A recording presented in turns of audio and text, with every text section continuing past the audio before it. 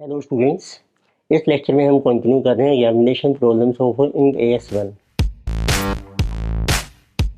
पहले formulas revise कर रखे हैं, आपकी स्क्रीन पर अपीयर हो रहे हैं।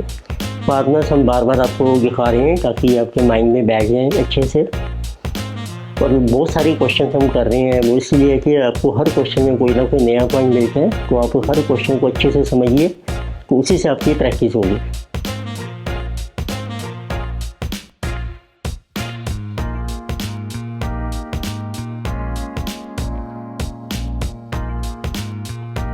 Let us start problem number 7। इसमें देखिए आपको मेंशन किया है an entity producing whisky from barley water and east in A 24 month distillation process है। तो हम वाइन को प्रोड्यूस कर रहे हैं और उसका जो टोटल पीरियड आपको दिया है वो है 24 months. At the end of the reporting period entity has 1 month supply of barley and east raw material 800 barrels of partially distilled whiskey, which is WIP, and 200 barrels of distilled whiskey, which is your finished goods. So whether the inventories or raw materials WIP and finished goods are current assets. तो देखो आपको mention किया है कि आप produce कर रहे हैं, तो firm is producing so wine और विस्की, और इसका जो टोटल जो प्रोसेस है distillation period that is given, it's a distillation period this is 24 months. तो मीन्स इस वाइन को प्रोड्यूस करने में टोटल टाइम पीरियड आपको लग रहा है 24 मंथ्स, तो ये आपका ऑपरेटिंग साइकिल बन जाएगा। तो we can say that operating cycle is 24 months. ये आपको मेंशन किया है। अब आप जब भी बैलेंस शीट डेट बना रहे हैं, so as on balance sheet date. अब आपके पास कुछ स्टॉक्स पड़े हैं। सो सबसे पहले आपके पास है 1 मंथ सप्लाई ऑफ बार्ले। तो आपके पास स्टॉक है बैलेंस शीट डेट में, स्टॉक्स आपके पास पड़े हैं ऑफ बार्ले, ये एक रॉ मटीरियल है हमारा, तो इसका स्टॉक है आपके पास 1 मंथ का। सेकंड आपके पास स्टॉक है east raw material, barley and east raw material. फिर सेकंड स्टॉक आपके पास ये है 800 बैरल्स ऑफ डिस्टिल्ड विस्की, फिर डिस्टिल्ड विस्की का स्टॉक है। और एक आपके पास है 200 barrels of distilled whisky and this is partly distilled, it mean this is WIP। और एक आपके पास है completely so distilled stock of whisky. तो इट मीन्स इनके यूनिट्स आपको दिए हैं, 800 यूनिट्स हैं, इसके 200 यूनिट्स हैं। तो क्वेश्चन राइट होता है, इनका कोई टाइम पीरियड मेंशन नहीं किया है, तो क्या ये हमारी करंट एसेट मानी जाएगी या नॉन करंट। तो हमारा बेसिक रूल क्या है, जो भी आपका स्टॉक है बार्ले का पार्टली डिस्टिल्ड विस्की या डिस्टिल्ड विस्की, तो it will be consumed and sold with in a period of operating cycle of 24 months. तो आपके आंसर मेंशन करना है। सो this will B so consumed and sold with in a period of operating cycle of 24 months, which is 24 months. So therefore, so they are current assets. ये सारे सारे stocks आपके current assets माने जाएंगे। So they are current assets. So quite simple question. So next लेके से problem number 8। इसमें देखिए आपको मेंशन किया है an entity owns a machine with which it manufactures goods for sale. It also owns a building in which it carries on its commercial activities. Like machinery and building are current assets because they are used for manufacture goods for sale. तो देखो आपके पास एक machinery है और एक आपके पास है building. तो मशीनरी आप यूज़ कर रहे हैं for manufacture of goods, it is use for manufacture of goods. Second जो बिल्डिंग है this is use for commercial activities, so it is use for commercial activities. So they are saying that they should be classified as current assets because they are used for manufacture of goods for sale. तो आपका decision क्या होना चाहिए कि हम machinery और building को हम करंट एसेट मान सकते हैं। तो इसका रीजन है सो दीज आर, तो इनके थ्रू जो गुड्स बनेंगी आपकी वो तो आपकी कंज्यूम हो जाएंगी या रिलाइज हो जाएंगी विद इन ऑपरेटिंग साइकिल में। बस ये जो मशीनरी है बिल्डिंग, मतलब these means machinery and building so are not to be consumed, not to be consumed, ना ही ये कंज्यूम होंगी ना ही ये रिलाइज होंगी, और realised within period of operating cycle, क्योंकि हमें ऐसा कुछ मेंशन नहीं किया है कि मशीनरी आप सेल कर दोगे इमीडिएटली या बिल्डिंग सेल कर दोगे after manufacture of goods. It means these are not expected to be consumed or realized within period of operating cycle, and further these are also not held for trading. और machinery और building को हमने business में as a goods नहीं रखा हुआ है, not for, इसको हम कहते हैं not held for trading. It means therefore it is not current asset. So we can say that it is not current asset. तो उसको हम करंट एसेट नहीं मानेंगे, but they will be classified as non current asset. तो current होती हैं जो consume हो रही हैं या रिलाइज हो रही हैं विद इन ऑपरेटिंग साइकिल में, या जो हमने रखी हुई है बिजनेस में ऑपरेटिंग एक्टिविटी के लिए, which is called held for trading. तो उनमें से कोई भी कंडीशन सेटिस्फाइड नहीं हो रही है मशीनरी और बिल्डिंग के लिए, therefore it is not current asset but it will be classified as non current asset. Next we have problem number 9. इस क्वेश्चन में यही डेटा मेंशन किए हैं. On 31st December 2022, an entity replaced a machine in its production life. The replaced machine was sold to a competitor for ₹3 lakh. Payment is due 15 months after the end of the reporting period. Its normal operating cycle of the entity is 14 months. Whether amount is due is a current asset or non-current asset. तो आपको mention किया है कि 31 दिसंबर को आपने, जिसे 31 दिसंबर 2022, तो इस डेट को आपने एक मशीनरी रिप्लेस की है, और जो रिप्लेस मशीनरी थी वो हमने सेल कर दी है for ₹3 lakh. It means old machine is sold, और ये आपने सेल कर दी है फॉर ₹3 lakhs. अब इसकी जो पेमेंट आपको रिसीव होगी, payment is due in 15 months after the end of reporting period. तो पेमेंट आपकी ड्यू है, so we can say that payment is receivable.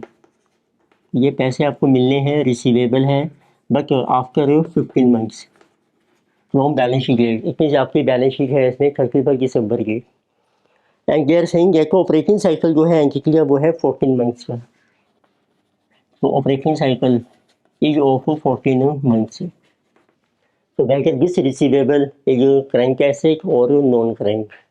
तो पहला आपका आंसर है इसमें. तो since amount is receivable in 15 months, अब ये जो 15 months का पीरियड है आपका, so this is greater than operating cycle of 14 months. तो हम इसमें 14 months का पीरियड कंसीडर करेंगे, because this is more then 12 months है. तो इसमें अब जो अमाउंट आपको रिसीव होगा इन 15 months में which is more than operating cycle of 14 months, so it is not current asset. वो फिर आपकी करंट एसेट नहीं मानी जाएगी, because this is not realisable within period of operating cycle. So therefore it is classified as non current asset. So it is a non current asset. तो आपको जो advance मिलना है फ्रॉम सेल ऑफ मशीन, तो उसको आप show कीजिए as non current asset, because this is receivable after 15 months.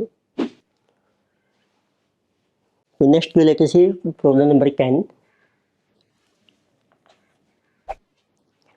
इसमें देखिए आपको मेंशन किया है entity has raised ₹10 lakh of ₹1,000 9% debentures in June 2020. As per terms of the debenture agreement, 25% of debentures will be redeemed at par after 3 years. Balance 25% after 4 years and balance 50% after 5 years. तो आपने जून 2020 में debenture issue किए हैं, उसमें 25% redeem होंगे after 3 year, 25% after 4 year और 50% after 5 year. Entity finalizing accounts every December. Should any portion of debenture be classified as an item of current liability on 31st December 2022? तो देखते हैं, देखो सबसे पहले आपने डिबेंचर इशू किए हैं, तो हमारा इसमें कैलेंडर ईयर चल रहा है, दिसंबर में हम अपनी बुक्स लॉन्च कर रहे हैं. तो पहला ईयर है आपका 2020, यानी कि 2021, 2022. ये आपका स्टार्ट हो गया है, इट मीन जनवरी टू दिसंबर, यानी 21 का दिसंबर आ जाएगा, 22 दिसंबर. अब इसमें आपने इशू किए हैं जून में डिबेंचर, जो आपने इशू किए हैं इसमें से 25% आपके रिडीम होंगे आफ्टर 3 ईयर्स. तो 3 साल देखो आपके कब बनेंगे, आपके 21, 22, ये 2 साल हो गए हैं, और हाफ ईयर हमारा 20 में हो गया है. तो हाफ ईयर आपका आ जाएगा इसमें नेक्स्ट ईयर में 2023 में. तो इट मीन्स जून में तो 25% है जो आपने रीपेबल है। तो बैलेंस आ जाएगा फिर आपका 25% आफ्टर 4 ईयर, तो 4 साल बन जाएंगे आपके। इसी तरीके से 2024 में किसी की जून अगेन 25%, फिर नेक्स्ट बन जाएंगे आपके 25 में, जून में 50%। तो इस तरीके से आपने अमाउंट को पे करना है। अब आप बैलेंस शीट बना रहे हैं एज ऑन 31 दिसंबर 2022 में, जिसे कि एज ऑन दिस डेट, ये आपकी बैलेंस शीट डेट है, अब आपकी करंट बैलेंस शीट डेट। तो इस डेट को देखो, आपको अपने बुक्स में कितनी अमाउंट शो करना है करंट में और कितना शो करना है नॉन करंट में। तो कंपनी ने डिबेंचर इशू किए हैं, टोटल अमाउंट देखो कैलकुलेट करके हैं। तो 10 लाख डिबेंचर्स हैं आपके, 10 लाख डिबेंचर ऑफ ₹1,000 ईच। तो इट मीन्स ये बन जाएंगे आपके गेस इंटू गेस, सो 10,000 लैक्स। तो 10,000 लैक्स के डिबेंचर बन गए आपके। तो जैसे जो 10 लाख डिबेंचर ऑफ 1,000 ईच। अब इसमें से जो 25% है ये आपने पे करने हैं जून में। It mean this is payable within period of 12 months, with in 12 months में। अब जो 24 के जून में आएगा इसका पीरियड बन जाएगा दिसंबर 22 से मोर देन 12 मंथ्स। तो उसमें 25% को आपको माने जाएंगे 25% पेबल विद इन 12 मंथ्स में जो आपके पेबल हो रहे हैं। सो एक है जो करंट लायबिलिटी, इसको आपने शो करना है करंट लायबिलिटी। तो अब देखिए इसका कितना अमाउंट आ जाएगा, जैसे जो 2500 लैक्स, तो ये रुपीज आ गए आपके लैक्स में। और जो 75% अमाउंट है आपका, जैसे कि पेबल आफ्टर 12 मंथ्स, ये आपने पे करने हैं आफ्टर 12 मंथ्स में। सो इट मीन्स एक लिए क्लासीफाई गया है जो नॉन करंट लायबिलिटी। तो 25% आपकी करंट लायबिलिटी बन जाएगी, 75% नॉन करंट, 75% का अमाउंट है 7500 lakh rupees. Next we have problem number 11। उसमें देखिए आपको मेंशन किया है, on 1 April 2022 XYZ limited invested ₹15 lakh surplus funds in corporate bonds issued by Charming Limited that bear interest at the rate of 8% per year. Interest is payable on corporate bonds on 1st April of each year. The principal is repayable in 3 equal installments of 5 lakhs starting from 1st April 2023. Determine the amount of current or non-current asset or liability in the books of XYZ Limited and Charming Limited for the year ending on 31st March 2023. तो आपको ये mention किया है, आज आपकी date है 1 अप्रैल, जिसकी जो 1 अप्रैल 2022। तो इस डेट को तो XYZ ने इन्वेस्ट किया है सरप्लस फंड्स, XYZ लिमिटेड। तो एक है जो purchase corporate bonds and these bonds are issued by Charming limited, और एक दूसरी कंपनी है आपकी चार्मिंग लिमिटेड। तो इसने इशू किए हैं इशूड बॉन्ड्स। तो इसका जो अमाउंट है जिसे जो ₹15 लाख और उसका जो रेट ऑफ इंटरेस्ट है वो है 8%। इसमें दी जा रहे 8% बॉन्ड्स ऑफ ₹15 लाख। तो इसका जो इंटरेस्ट आपने पे करना है वो पे करना है 1 अप्रैल को। इट मीन्स अब ये ईयर क्लोज होगा देखो आपका 31 मार्च 2022, और आपने पेमेंट करनी है 1 अप्रैल 23। तो इसका जो पहला इंटरेस्ट बनेगा 8%, 1,20,000। तो इंटरेस्ट आपका ड्यू हो जाएगा इस डेट को, तो 1,20,000। और जो बॉन्ड्स हैं आपके ये भी रिडीम हो रहे हैं आपके 3 इंस्टॉलमेंट्स में, और पहली इंस्टॉलमेंट भी होगी 1 अप्रैल को। तो इसमें जो बॉन्ड्स हैं तो बॉन्ड्स की रिडेम्पशन भी ड्यू हो गई है, बॉन्ड्स रिडेम्पशन इज ड्यू, जिसे जो ₹5 लाख। इसकी 3 इंस्टॉलमेंट बना लो, डिवाइडेड बाई 3, 5 लाख बन जाएगी। तो आपने देखना है कि इस डेट को आपने कितना अमाउंट शो करना है। अब जो 5 लाख को इमीडिएटली ड्यू हो रहा है आपका 1 अप्रैल को, और जो बैलेंस रह गया आपका 10 लाख वो ड्यू होगा अब नेक्स्ट आने वाले टाइम में 1 अप्रैल 24 में एंड 1 अप्रैल 25 में। So 5 lakh is due here, this one and this one. तो आप देखिए तो जो भी अमाउंट आपका ड्यू है विद इन 12 मंथ्स में वो आपकी करंट एसेट या करंट लायबिलिटी बन जाएगी। तो आप देखिए इसने परचेज किए हैं तो इसके लिए जो इंटरेस्ट ड्यू है और जो बॉन्ड की रिडेम्पशन ड्यू है ये को करंट एसेट मानी जाएगी। तो करंट एसेट है इसके लिए 1,20,000 का इंटरेस्ट और प्लस 5 लाख की रिडेम्पशन अमाउंट। बैलेंस वैल्यू इसके लिए वो है नॉन करंट एसेट। तो 10 लाख का जो रिडेम्पशन अमाउंट आपको मिलेगा आफ्टर 12 मंथ्स वो आपकी नॉन करंट बन जाएगी। तो इसी तरीके से चार्मिंग लिमिटेड जितने बॉन्ड्स इशू किए हैं उसके लिए लाइबिलिटी है, उसके लिए करंट लाइबिलिटी आ जाएगी आपकी एक्रूड इंटरेस्ट 120 प्लस जो रिडेम्पशन अमाउंट आपने पे करना है 1 अप्रैल को which is due with in 12 month. तो ये अमाउंट्स आपके ड्यू हो रहे हैं विद इन 12 मंथ्स में। और ये जो नॉन करंट है तो इसके लिए बन जाएगी नॉन करंट लाइबिलिटी, ये अमाउंट्स आपके ड्यू हो रहे हैं आफ्टर 12 मंथ्स। तो आपने 31 मार्च से इसको कैलकुलेट किया 1 अप्रैल को एक ही दिन में ड्यू हो रहा है, तो it mean this is with in 12 months. जब 1 अप्रैल 2020 हो रहेगा ये बन जाएगा आफ्टर 12 मंथ्स, एक दिन ज़्यादा हो गया इसमें after 12 months. So this will be classified as non current. तो दिस इज गुड क्वेश्चन, दोनों पॉइंट ऑफ व्यू से पूछा है। इन्वेस्टर जितने परचेज किए हैं बॉन्ड्स और ये लेंडर जितने बॉन्ड्स इशू किए हैं, वी कैन से बोरोवर जिसने मनी बोरो की है, बोरोवर ये इन्वेस्टर हो गया। तो इन्वेस्टर के लिए एसेट्स हैं और बोरोवर के लिए ये आपकी लाइबिलिटीज हैं। नेक्स्ट जो लेके सी प्रोविजन नंबर 12। तो इसमें देखो आपको मेंशन किया है XYZ limited is in construction of turnkey projects and has assessed its operating cycle to be 18 months for current year ending 31 March. तो आपका करंट ईयर एंड हो रहा है और आपको ऑपरेटिंग साइकिल दिया है बिजनेस का जिसे ये 18 months. So there are following items or transactions which took place during the current financial year. तो कुछ transactions हो रही हैं आपकी current year में। Number 1, company has receivables which are due after 15 months from the date of balance sheet. Company has payables which are due for payment after 14 months from the date of balance sheet. Company does not expect that it will be able to pay these payables within operating cycle because the nature of business is such that company projects gets delayed and payments are so get delayed. Company was awarded a contract of 100 crore on 31st March. As per terms of the contract, company made a security deposit of 5% of contract value with the customer of 5 crore on 31st March. Contract is expected to be completed in 18 months' time. The deposit will be refunded back after 6 months from the date of completion of project. तो एक receivables हैं first point में, दूसरे में pebbles हैं, तीसरे में आपने एक सिक्योरिटी डिपॉजिट जो है वो पे की है और वो आपकी रिफंडेड हो जाएगी with in 18 months time plus 6 months time. फिर एक फोर्थ पॉइंट है, कंपनी ने कॉन्ट्रैक्ट लिया है सर्टेन कॉन्ट्रैक्ट थर्ड पार्टीज़ को और उनसे रिसीव किया सिक्योरिटी।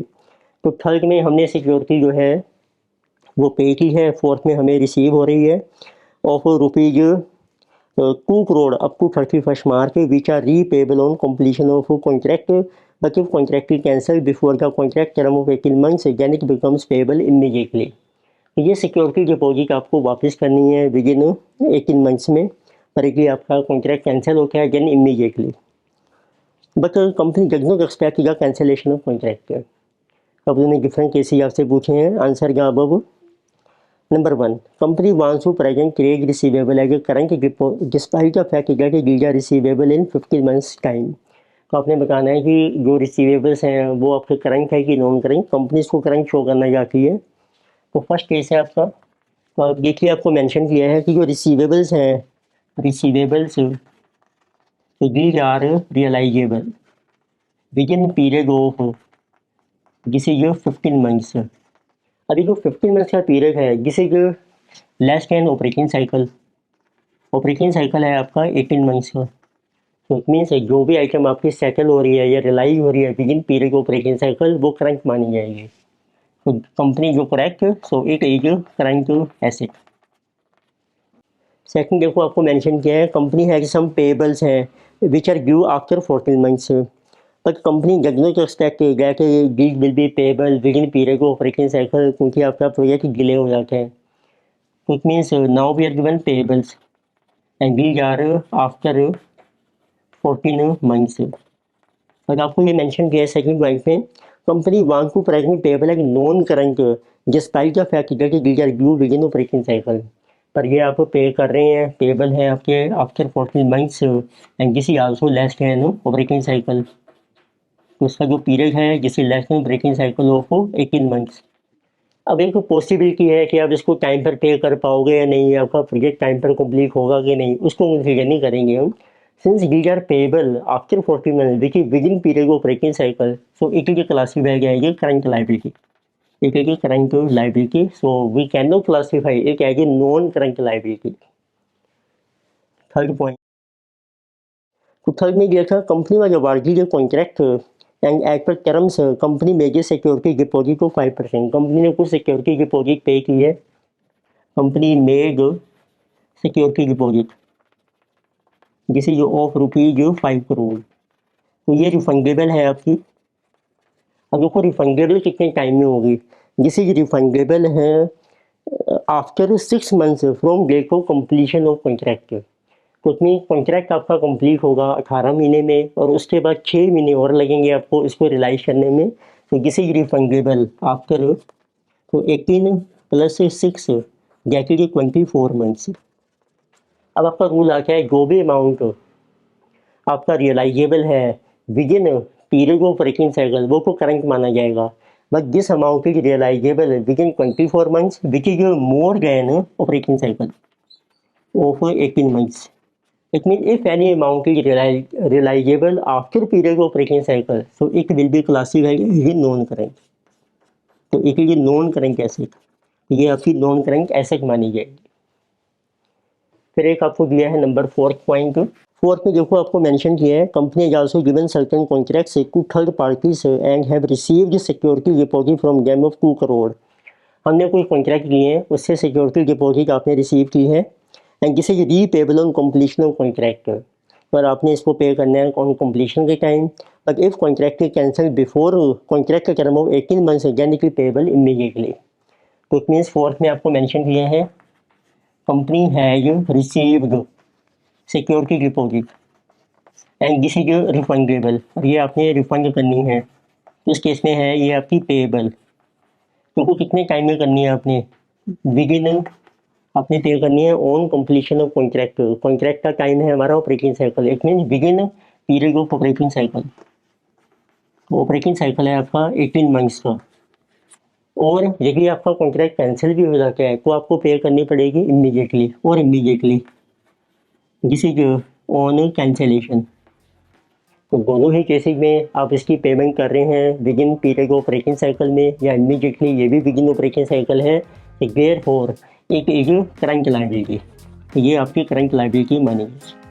तो इसमें अच्छे पॉइंट ये है, एक सिक्योरिटी डिपॉजिट है जो आपने डिपॉजिट की है और उसका पैसा आपको रिकवर होना है, तो वो आपकी एसेट है। इसमें एक सिक्योरिटी डिपॉजिट जो आपने रिसीव की है वो आपने वापस करनी है, रीपेबल है, तो वो आपकी है लायबिलिटी।